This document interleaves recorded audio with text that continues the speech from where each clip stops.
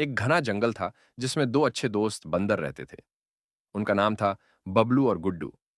दोनों दिन भर पेड़ों पर कूदते फांदते, खेलते कूदते, खूब मस्ती करते थे। लेकिन एक बात में दोनों एक दूसरे से बिल्कुल अलग थे।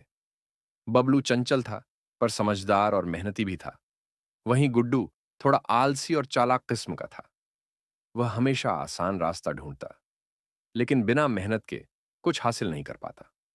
एक दिन जंगल में यह खबर फैली कि पास वाले गांव में एक बगीचे में बहुत मीठे पके केले लगे हैं।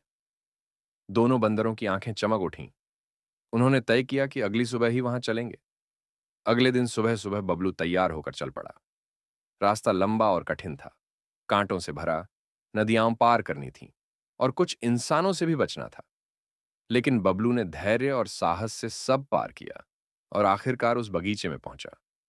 वहां उसने खूब केले खाए और कुछ अपने दोस्तों के लिए भी तोड़ लिए। उधर गुड्डू ने सोचा, इतनी मेहनत कौन करे? मैं तो एक आसान तरीका ढूंढता हूं, शायद कोई शॉर्टकट मिल जाए। वह चल तो पड़ा, लेकिन आधे रास्ते में ही थक गया। उसने पेड़ की डाल पर आराम करना शुरू कर दिया और सो गया। जब उठा तो अंधेरा हो चुका था और रास्ता दिखाई नहीं दे रहा था।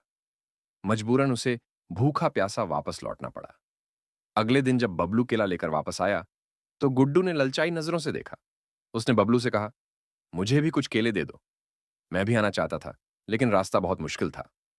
बबलू मुस्कुराया और बोला, गुड्डू, ये लो, मैंने तुम्हारे लिए भी कुछ केले लाए हैं क्योंकि तुम मेरे दोस्त हो।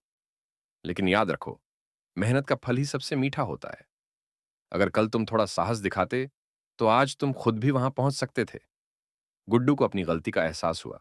उसने तय किया कि अगली बार वह भी मेहनत करेगा और आसान रास्तों के पीछे नहीं भागेगा।